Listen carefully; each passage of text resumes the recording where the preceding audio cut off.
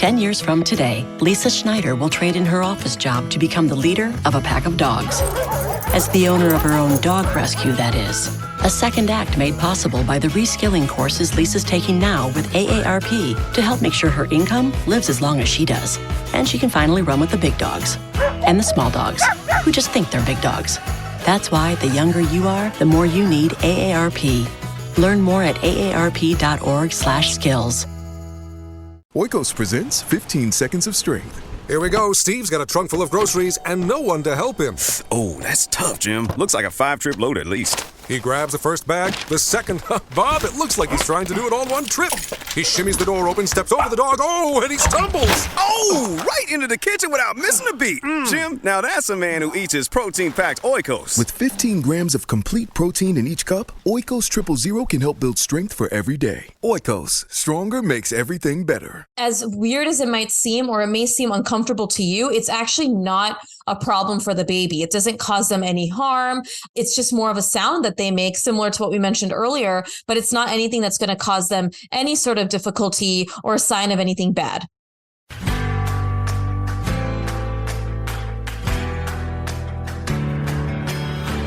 You're listening to the Mommy Labor Nurse podcast, where you'll gain the tools, knowledge, and confidence you need to erase the unknowns, feel in control, and have an even better birth, no matter how you deliver.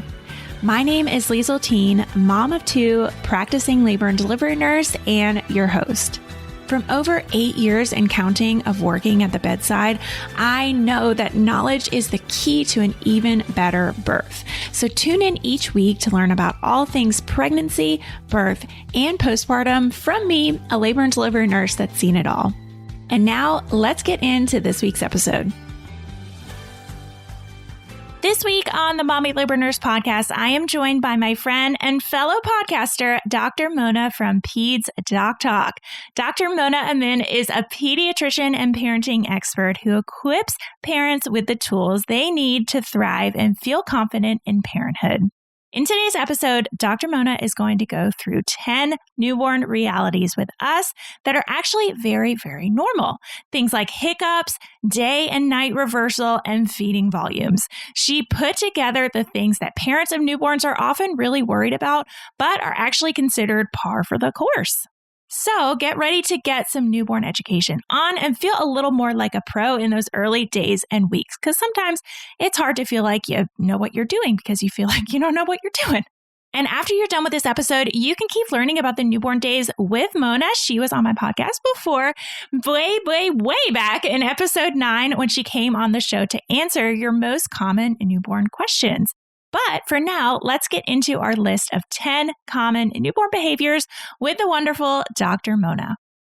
Hi, Mona. Welcome to the Mommy Labor Nurse podcast. Thank you so much for being here today. Oh, it's so nice to be back. And I love connecting with you and can't wait to chat with you today. We're podcast buddies. You have your own podcast and it's huge. And how long have I known you? Like 3-4 years, something like that. Yes. I mean, I joined social media in 2019 and you were one of the first people that I followed, because I think I had mentioned this on the other episode too. If people haven't listened to that one episode we've done already on your show, you were one of the first people I followed because everyone was saying, oh, people don't do education on social media. It's not a reality. And then one of my friends was following you because she had a newborn and she could utilize your resources for obviously postpartum and preparing for delivery. And she was like, you have to follow this account. And I'm like, wow. When I joined, I was like, wow, this is incredible. Look at what she's doing. She's educating and it works. And so you were my inspiration, telling me before it got really popular to educate on social media that this is doable. Now it's like, I can't get away from education. It's like everyone's trying to tell me something, right? On social media. I know. Yeah. It's so you're crazy. one of the pioneers for education. So I love it. I was. Yes, I really appreciate that. So that's how I obviously reached out to you. I've told you this before, but you helped me in terms of helping me grow my platform, in terms of like sharing my account, connecting. We talked a lot about the whole world of social media. And, you know, at that point, you didn't have your podcast. I think at that point, it was your Instagram, your courses. I was just blown away. And again, I'm just so amazed and awesome to watch what you're going through. And it's just so nice to connect. And like I said, I feel like I know you in real life, even though I haven't met you yet. But one day it'll happen. It's crazy. One day. Yes. I met Mama Dr. Jones in real life last year, and that was surreal. And I met a few other people on social media. And it's just weird because, you feel like you just already know them. What I thought was so interesting was seeing somebody 2D on Zoom is like so much different than seeing them in real life, because you're like, oh, you have this freckle here that I never noticed. And like something about your features or your mannerisms. I'm only seeing you from like, waist up all the time, or in videos or something you're walking, but it's like so different to see somebody in 3D. So I know. I only met one person that I've met on social media, and that was Dr. Marta Perez. She's an OB also. Yeah. Love her. In Florida, but like there's so many people, and like you said, you almost feel like you do kind of know their mannerisms, and then when you meet them in person, you're like, are you the same vibe or are you different? Like, yes, I love it. So one day it's going to happen. It will. Next year we're going to do this. We will. All right. Well, you kind of already told our listeners a little bit about yourself, but can you just give us the breakdown where you're at on the internet and your podcast, and tell us about what we're going to be talking about today? Yeah. So I have a platform called Peds Doc Talk. So PEDS Doc, DOCTALK, Peds Doc Talk, one word. And I started as an Instagram account to share health, development, and parenting information. And it's kind of blossomed into a podcast, a YouTube channel, e-courses. I'm launching some toddler courses this coming spring in May of 2023. And so it's been a really great platform just to kind of share the ups and downs of parenthood, but also just educating families with all the stuff that I know from child development, parenting, and health without shame, without judgment, and really just laying out all the facts like, hey, this is something you can try. This is not harmful. Remembering that there is so much nuance in health, parenting, and development. So it's been so much fun. So doing what you do. And one of the things that I started doing was creating a course for new moms, especially to navigate them through that first year. So talking about feeding, so breast, formula, baby-led weaning, purees, sleep, if they want to sleep train, and then also talking about development. And then one of the biggest things I talk about, and I have a handout in my course, is weird things that newborns do, because I have so many times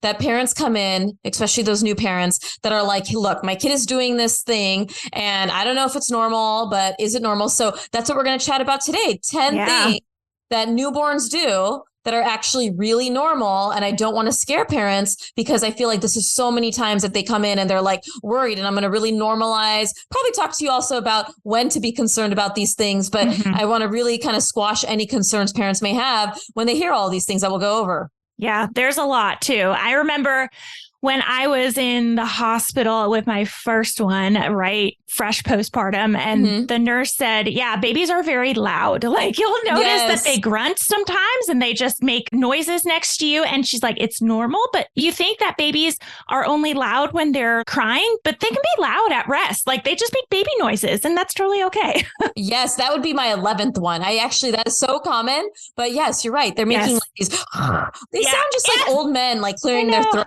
and they'll be fast asleep, and parents will just be staring at them like, well, what is going on, baby? Like a freight train coming through, I know. Crazy. Well, let's talk about this first one. This first one is peeling skin. What is up with that, Mona?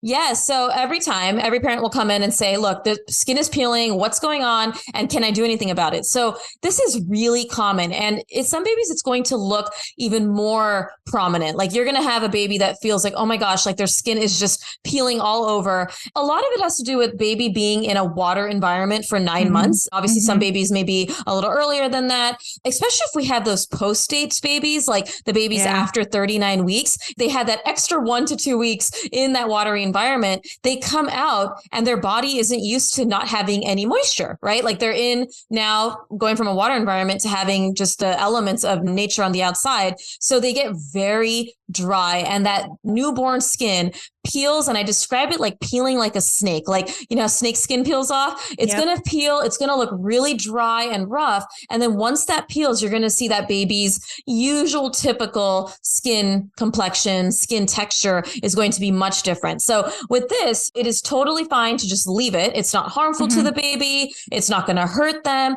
If it's really bothering you, because I can tell you it's not going to bother the baby, they're too young to understand. You can use any like non-fragrance lotion, or anything that's not fragranced or super harsh. Any baby lotion that's non-fragranced is perfectly reasonable to use. It can really help them.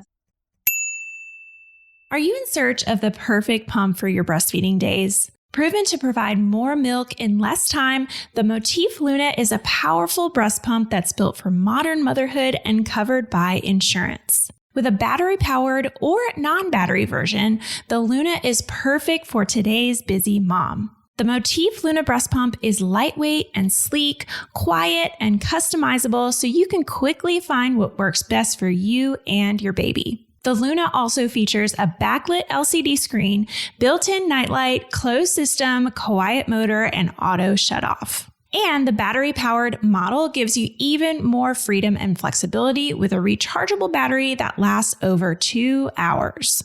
But beyond the features and ease of use, the Luna works. In a third-party study, 5 out of 6 moms reported more milk in less time than the leading pump brands. As a pumping mama, I personally used and loved my Luna pump. The expression mode works to express milk as efficiently as possible, while the massage mode would stimulate my letdown by mimicking my baby's natural nursing pattern. Sophisticated, strong, and soothing, covered by insurance, get ready to make your pumping days easier with the Motif Luna. To learn more about the Luna and order one for your breastfeeding and pumping journey, head on over to motifmedical.com. And as a special offer for all MLN podcast listeners, you can get 15% off site-wide, including the Luna plus all supplies and accessories with the code MLN23. Some exclusions may apply. That's code MLN23 for 15% off site-wide at motifmedical.com.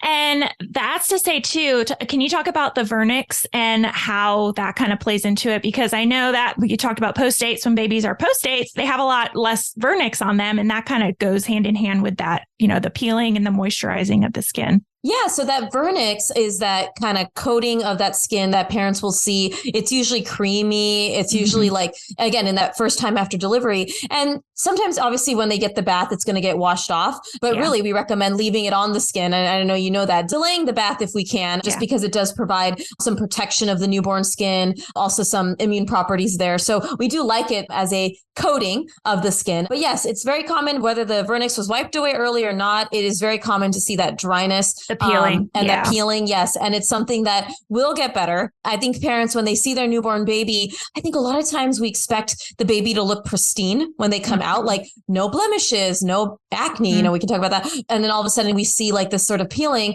And so parents like, oh, well, what about my baby photo? I want the cute photo. I'm like, look, it's going to get better. Usually I see it improve 2-3 weeks of age, that you're not seeing that sort of peely skin. And I've seen it pretty significant to the point where parents are like, this has to be some sort of infection or rash. And I'm like, nope, it's just skin peeling. Of course, if a parent sees like redness or maybe seems very uncomfortable, but I've been practicing for 7 years. I've never seen peeling skin be at that age, a concern. So something just to monitor, as long as the baby's overall well. Right. And scratching too. They come out sometimes and they've just got scratches and then they scratch themselves again. And that is not so good for the photo ops either. I know. I get it. I understand why parents care about that. Nothing bad about that. I get it. But yes, all of this is totally normal. And the scratching and the guilt from scratching. They're like, oh my gosh, I need to put my, mittens on. I'm like, it's totally normal. They're never going to scratch themselves to permanent harm or injury or damage. Just keep the nails either filed short, cut short, but they need to kind of get used to their hands and stuff. So no need to, bundle them all up in mittens and all that.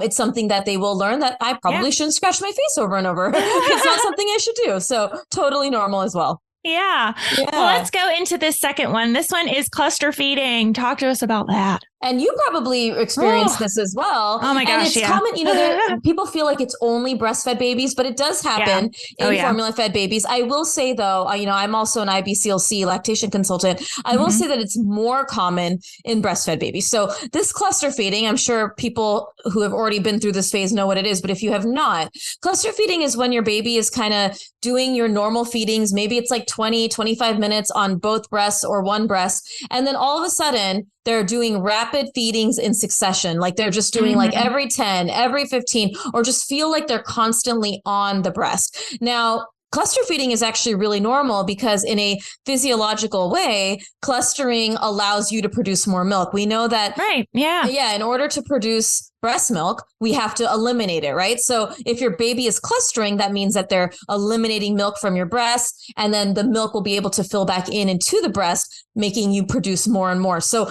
clustering is actually really common in that first 6 weeks. And it's going to feel very stressful sometimes because it can go from your baby being on some sort of quote unquote rhythm. And then all of a sudden it's like, what is going on? Like all of a sudden my baby wants to feed all the time. It's very, very common. Now, if you're concerned that they're clustering, I'm putting that in air quotes, and they're not gaining weight, they're seeming very hungry after, like their body's not relaxed after, their fists are tight, they just seem like they're searching for food. I like to differentiate that clustering is a true sort of, they're hungry, they want it, they're feeding, they're relaxed after, but they want it again.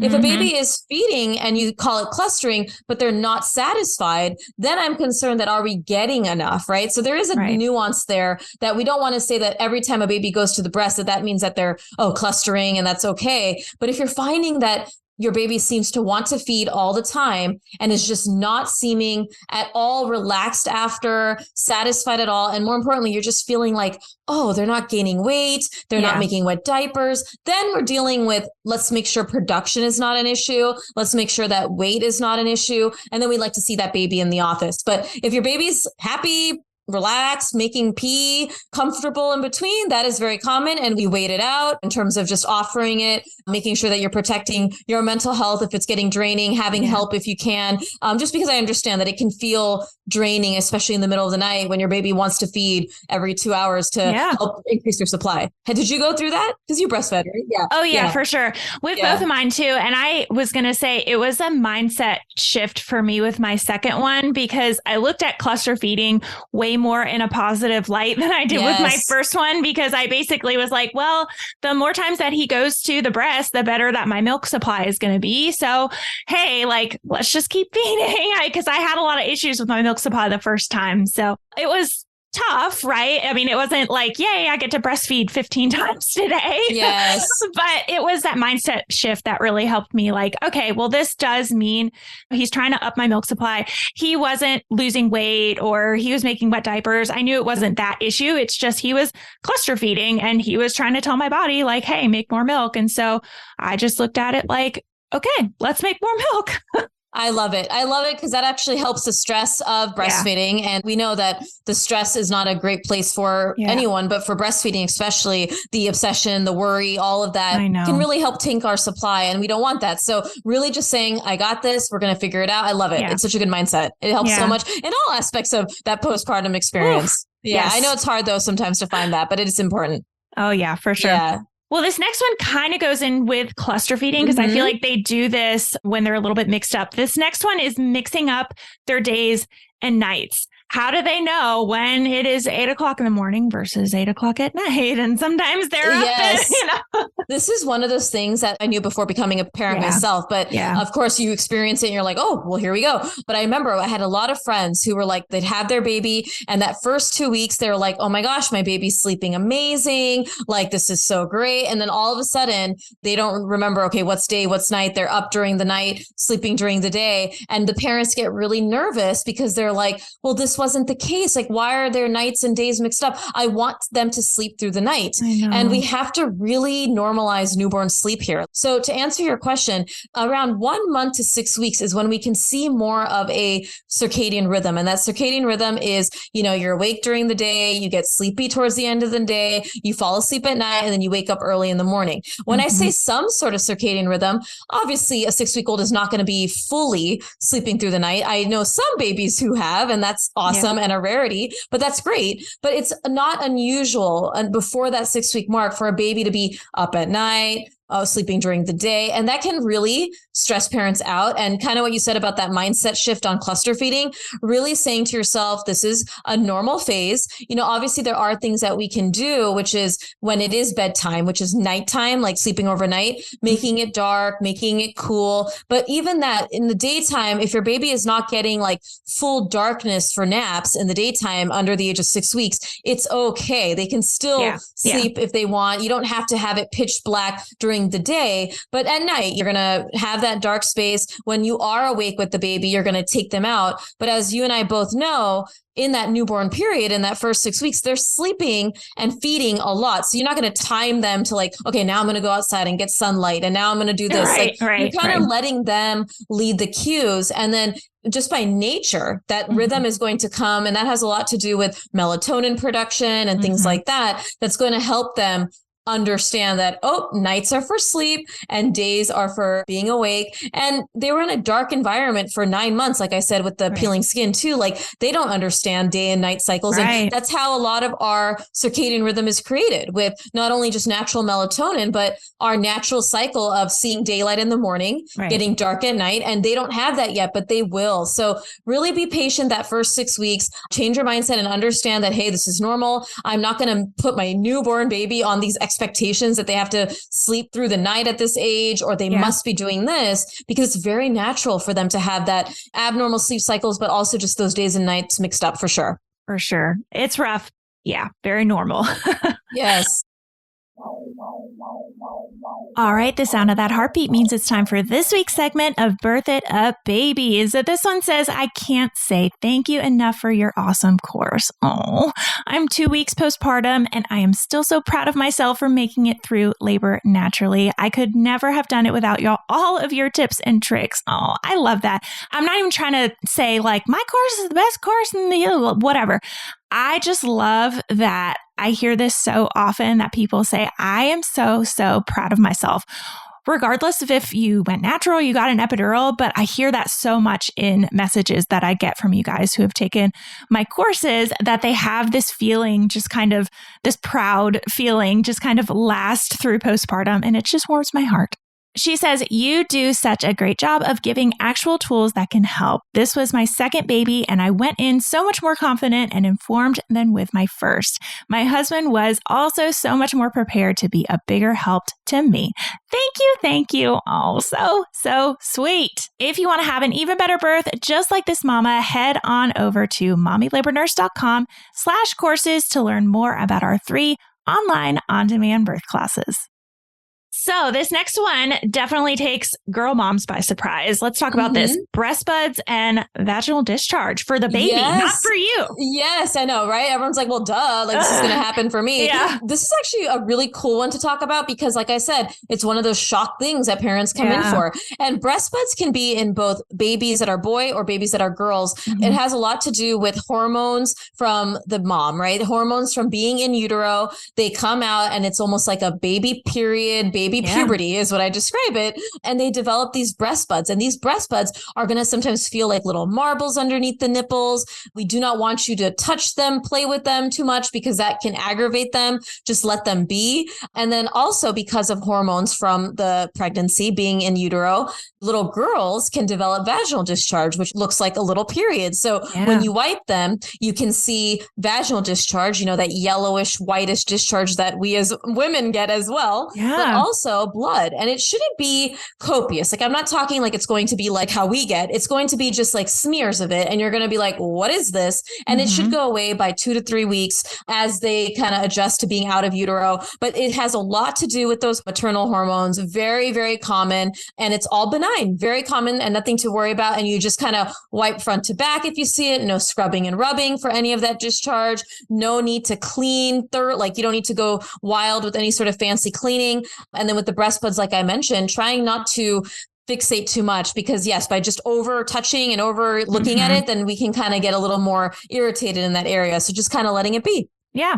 Makes sense. It definitely takes you by surprise when you first see it, I'm sure. I see this all the time and I'm pregnant with number 2. I'm sure I'm going to deal with this and it's a girl. So it's very exciting. Yeah. So I'm sure I'm going to have the same, probably the vaginal discharge experience that we probably had. But yes, it's very common to hear it. And I still hear it all the time, which is why I wanted to talk about this on the episode, because I'm like, this is definitely something that needs to be out there in the world, that these are all very normal things. I know. Yeah. I feel like when you read the articles, this one definitely isn't in there as much. You know, they talk about, okay, cluster feeding is normal, but they don't talk about that a baby girl might have a little period. I swear. I don't see that very often on the internet. So I'm glad that we're talking about it today.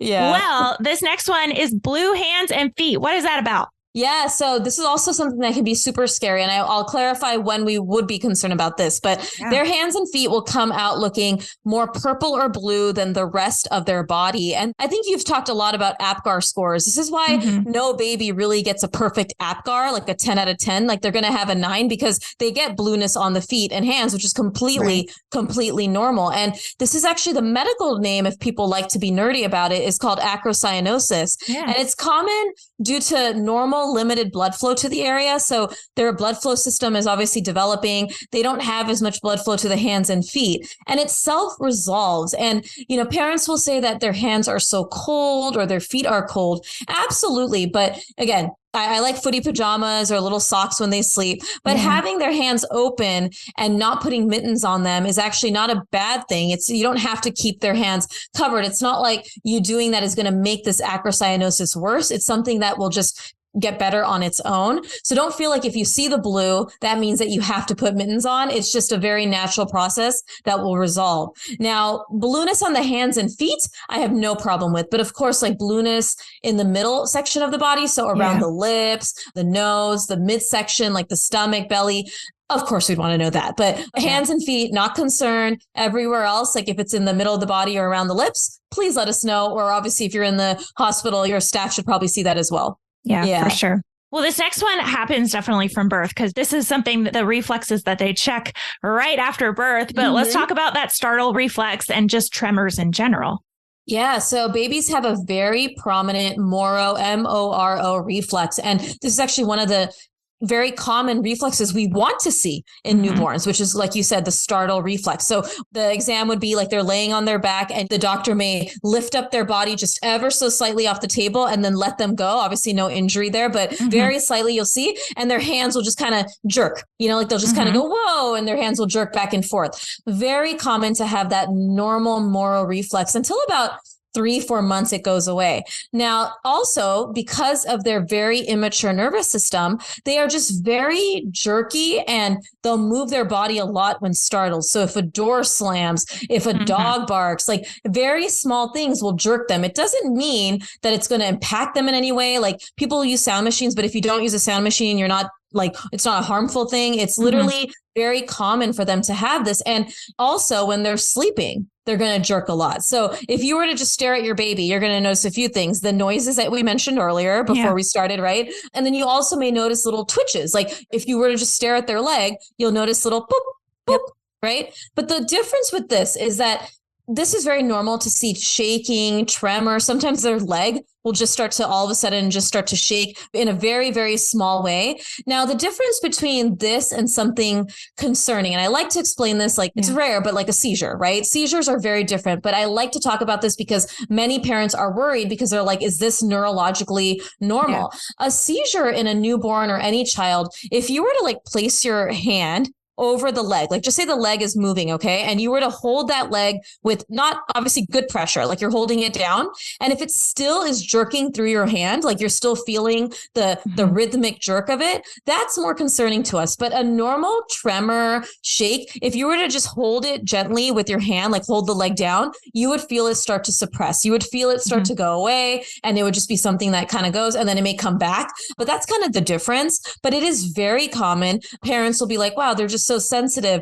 There obviously are rare cases. I don't think anyone listening hopefully won't find themselves here. But if a parent has been taking any sort of drugs during pregnancy, there are some situations where babies do have excessive tremors. But as long as you are not taking any street recreational drugs during your pregnancy, which I hope you're not, I'm not worried about that. But that is something that we also see. But in the more, by and large, these tremors and shakes are extremely common, and they can be kind of like, what is going on, baby? Similar to the sounds that they make that you mentioned earlier. Yeah. Another time we see it sometimes is right after birth. If mom has really severe gestational diabetes and baby's like the blood sugar is really, really low, they have that low blood sugar shake sometimes. Yes. And that's not normal. But, we want their blood sugar to get up. Like you said, they are loud and they just move a lot. That's just how they are. Yes. Yeah. So you mentioned about the dog barking or a door slamming, and I wanted to just make a note. They have that Moro reflex when that happens, but that doesn't necessarily always wake them up. Correct. Yeah. It is a reflexive thing. all of this is completely, like I said, they're doing it within their sleep, similar to the noises that they make. So it's not like it's going to startle them awake. They could be fast asleep and they just go, boop, their body just shakes like that and they settle back down, completely normal. Right. Yeah.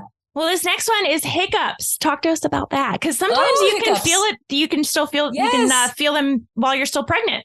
Yeah, so this is actually really an interesting one because I do believe there's a correlation, and I don't have a study to back this up, but if a pregnant person was feeling that baby hiccup in utero, then they're more likely to have it when they get out of the womb. Like my son never hiccuped. Like I never felt him, and he never had hiccups as a newborn. Like I never felt him hiccup at all. Like when he was a baby, never. And I'm not sure what's going to happen with this baby when I'm pregnant right now. But hiccups are very, very common. And like I said, especially if you felt them in utero. And they also have to do with the immaturity or irritation of the nerve that goes down to the diaphragm. And a lot of it just has to do with them getting older. So irritation, meaning you don't have to do anything. But yes, if they're drinking something like breast milk or formula, when they drink, the liquid could hit the nerves going down to the diaphragm or the proximity of it and cause that sort of spasm that goes that hiccup sound that you hear. But there's nothing that I need you to do. Like you don't need to startle your baby, make them drink water. Like, when adults have hiccups, they really do go away on its own. And hiccups are one of those things that a lot of grandparents in my office will come in and say, oh yeah, I'm going to give them some tea that they can drink for it. And I'm like, it's actually not necessary to do any of that. As weird as it might seem, or it may seem uncomfortable to you, it's actually not a problem for the baby. It doesn't cause them any harm.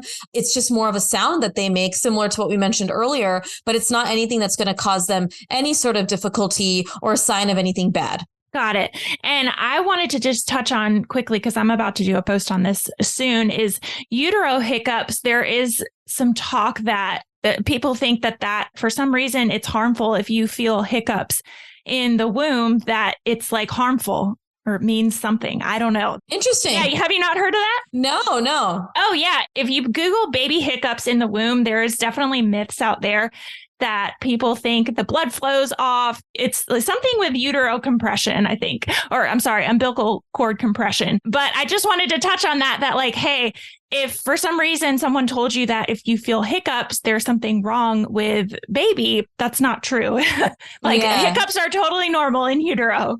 Yeah. And I know you also talk a lot about like fetal movements and stuff like that, but it all goes in the same. Like, of course, if there's concern of there not being like fetal movement and things like that. But yeah, correct. Hiccups are actually really common in utero. And also after they come out, it's a big picture thing, I imagine. Like, it's not anything like, oh, hiccups alone. It's okay. Hiccups. Do you feel movement in general? Right. Are you going for your monitoring? But yes, I agree. Isolated, I'm not concerned. For sure. Yeah. Are you a third trimester mama that's wondering what you should actually be doing to get prepared for birth and baby?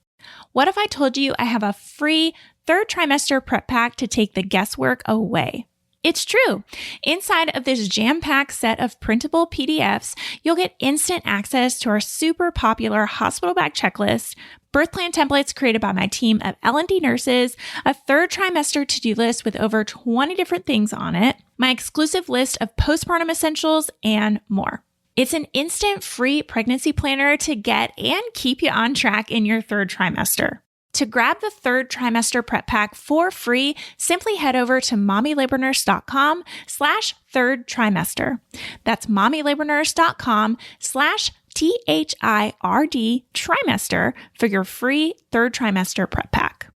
Well, this next one is periodic breathing. What's that about? I wish I had a video to show this, but periodic breathing is also kind of in line with all those weird things that babies do, especially with noises. But periodic breathing is when a baby breathes very fast. And I'm going to kind of do this, but they go, If you were to look at your baby, you're going to see their chest and it's going to go rapid. Like they're going to breathe very fast. And then it's going to slow, and then breathe very fast, and it's going to slow. And so this is actually really common. It's a very, very appropriate breathing pattern for a newborn, postpartum, up until about 2 months of age. We're going to see this sort of periodic breathing where they breathe fast and slow it down. Now, the difference here, when, obviously I would love parents to know when is difficulty breathing a reality, is when it's just constantly fast, for example, color change. And even if there's not color change, you're just seeing those ribs retract quickly in and out, and there's no reprieve, right? It's just literally fast, fast, fast, fast, fast, fast. That is different, but it is not unusual. And I know a lot of parents listening are probably just staring at their baby, looking at their peeling skin, looking at the noises, looking at the twitches that they do,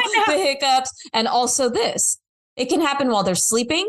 It can happen while they're awake, but it's more concerning for parents when the baby's sleeping, right? Every parent worries about their sleeping baby. I think it's like a common thing. Like they want to stare at the baby. They just want to look at the baby. But as long as you're safe sleep, doing all the things you need to do, they're in the safest environment that they are. But the periodic breathing is that sort of fast, fast, fast. Slow it down. And it's a very common thing. And you don't have to wake them up. Please don't startle them awake. Let your sleeping baby sleep, and then they're going to be just fine. But it's a very common thing. I wanted to make sure that parents know is very normal. Yeah. Good. We got two more. This next one is baby's cross-eyed. It's kind of goofy to see. I think it's so goofy and so cute. I know. Some babies come out of the womb looking like ready to go. Like their eyes are wide open. They're like, I'm ready to start life. And others, like I have to pry their eyes open to be able to examine their eyes at the newborn visit. Like they're just so drowsy the first 2 weeks. It's like such a difference. Yeah. But most babies, you're going to notice, especially like as they get into that 2 week, 1 month mark, that they appear cross-eyed. So just say they have a toy near them, they are not able to focus on things very close to them, right? Things are blurry to them. And also they're more likely to look at like black and white contrast images and actually make out faces and things like that. So in order to focus and the immaturity of their nervous system and their eyes, they're going to cross a lot. And it's going to feel like, wow, why are they always looking cross-eyed? And another thing is they may just appear cross-eyed, even though they're not, because they have a very flat nasal bridge. Like, as adults, we have a very prominent nasal bone, but with babies, it's cute, it's flat, their nose is small. But if you go to where the nose is, then go all the way top where the bridge is between the eyes, it's very flat. So because of that, it can look like they're cross-eyed. It's something we call pseudo strabismus, and it's actually a very common thing. Now, if a baby past 4 months is still seeming to be cross-eyed to a parent, or one eye is crossing more than the other, or fixed like that, or they're feeling like by 3 months, they're not able to like track an object. Like, like if you would have a rattle and move it across their visual field, if they're not tracking, then of course I'd want an evaluation for the eyes. But cross-eyed alone under the age of 4 months in a child who's developing well is a completely benign thing. Yeah, it's just, like I said, goofy to see. Yes, it's cute. I mean, I have some pictures of them, of my son, like, it is cute and goofy. And of course, if it's prolonged, then I understand that's not cute anymore. We want to make sure that we evaluate the cuteness as well. But yes, completely one of those things I commonly see. Yes. Well, this last one is the honeymoon period of sleep. That sounds so great, but what is it? Yes. And I actually briefly mentioned this when I talked about mixing up days and nights. But another one of those things that I like to normalize, and that, again, just to reiterate, is that when you bring a baby home, and this is also very common, I'm drawing a blank on the second night syndrome. You know what I'm talking about? When the baby comes out and the first night the parents are like, this is great. And then the second night in the hospital, it's like, what the heck is happening? There's a few normal things I see. One is that second night syndrome is very common, where the second night at the hospital or wherever you are is more of a kind of wild night.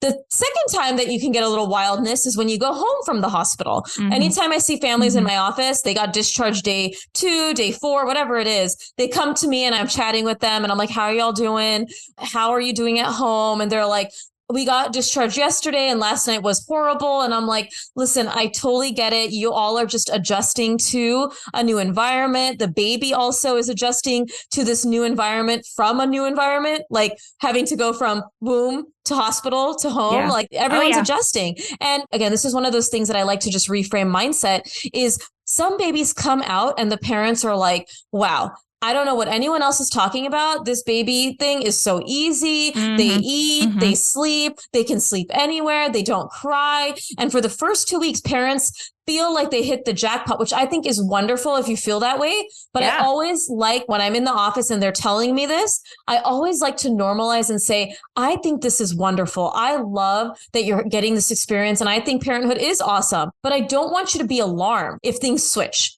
Because what happens is then I get that phone call at 2-3 weeks. Doctor, something must be wrong. My child is feeding and gaining weight, but they're not sleeping and they're more fussy and crying. And it's very common for them to go through this honeymoon period for the first 2 weeks where they don't realize that they're now have to do work outside, right? That they have to feed, they have to poop laying down. They can't just poop in the amniotic fluid anymore. Like there's a lot of work that has to happen for that newborn. And they realize, oh, shoot, like I got to do this now outside of the womb. And it's an adjustment period, right? So this is very normal. Now, of course, if your baby is like fussy to the point where you feel like they have a fever, they're not feeding, then I'm concerned. But a lot of this is also getting into your rhythm of, okay, what are my go-to for soothing my child? Am I going to rock them? Am I going to walk around with them with a carrier? Am I going to, bounce on a bouncy ball with them? Because that honeymoon period, if you experience it, can really shock you because you're like, oh, there's something must be wrong because my amazing baby who slept and ate is no longer doing that. And it's not always the case, right? Very rarely is it something medical. Usually it's just nature. It's the fact that they realize, oh, wow, I have stimulation out here. There's a sibling running around. There's a dog. There's garbage trucks. Like it's just, and lights, like they just realize that they're a human now in a way. And I find it also with my premature babies, like, parents coming in, maybe they were in the NICU for like a week or two, like a 35 weeker, and they're coming in like they're now 37 weeks if you adjust. And I'm like, they're like, yeah, they're just so sleepy all the time, but everything's going great. And then they sort of snaps, right? They all of a sudden click and it's like they're awake more and it's a good thing, right? They're out of the womb. Like they should understand, but I just understand also that it can shock a lot of parents. And I don't want you to be scared of that experience. Yeah, for sure. I'm glad you mentioned the preterm thing too, because I was going to say that 37-week baby can be a very, very different experience than like a 41-week baby. Yeah. And again, all this stuff is so important. The 10 things we talked about. And I have like so many more that I go over, but it's just so important because like I said, these things happen and I hear them so much as a pediatrician. And I'm sure even for you in the postpartum, labor delivery, you're also like dealing with a lot of that stuff like, hey, this is happening. Right. And it's just nice for parents to hear like, hey, this is when it's normal. This is something you're not alone with. I get that this is frustrating, all those feelings, because we know that postpartum experience can feel very isolating when it's you. And then also every parent wants the best interest for their newborn. And I get that feeling. I've been there. I know exactly how it is. And on the other side as well, coaching parents, walking them off a ledge to make sure they understand that, what, I get it. I understand that this is really unusual for you, but it's not something I don't see. And I want to really normalize these very common things that these little cute, adorable humans are doing. I know. Well, that is a great way to end this episode. Yes. Can you remind our listeners where they can find you here on social media and the internet and on your podcast? So your best bet is to go to Peds Doc Talk, which again is PEDSDOCTALK on Instagram and also my website, pedsdoctalk.com. That's where you'll also be able to access the YouTube channel, my podcast as well, and any of the e-courses that I have. And yes, that's the website and my Instagram are my hub. And I just started venturing out into TikTok, uncharted territory at the time of this recording. But yes, I am pretty much on every major platform trying to spread to new parents all over, wherever they're at. Love it. Love it, Mona. Yes. Thank you so much. It's always a pleasure. Thank always you so, a pleasure. So much. Yes. Can't wait to meet you in real life one day. I know. Yes. Have a great day. You too. Oh, she is just the best. I just got off with her and I just love Mona, you guys. She is just a ball of energy and happiness. And you guys need to go follow her on Instagram and her YouTube channel and her podcast. Oh, just love, love, love her. Next week, we are going to be talking about induction, and specifically, I'm going to go through all of the different ways that you can be induced. It'll be a nice little in-depth induction episode. So if you have an induction on the horizon, or, maybe you were thinking you might be induced, definitely a really, really great episode to tune into. So I will see you guys next week. Already feeling a little more confident about pregnancy, birth, and newborn life? Don't forget to hit that subscribe button so you can continue to erase the unknowns and never miss an episode. And if you're looking for even more, Instagram is definitely where I hang out the most. Come join our community of more than 500,000 moms for birth education, tips, and solidarity. You can find me at mommy.labornurse. Check out today's show notes and a searchable library of every Mommy Labor Nurse podcast episode at mommylabornurse.com/podcast. And while you're there, be sure to head to the blog to learn about our online birth classes too. See you next week. And remember, you can have an even better birth no matter how you deliver.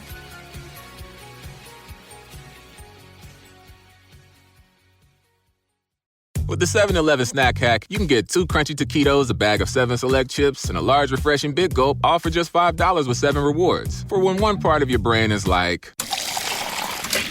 But then another part is like...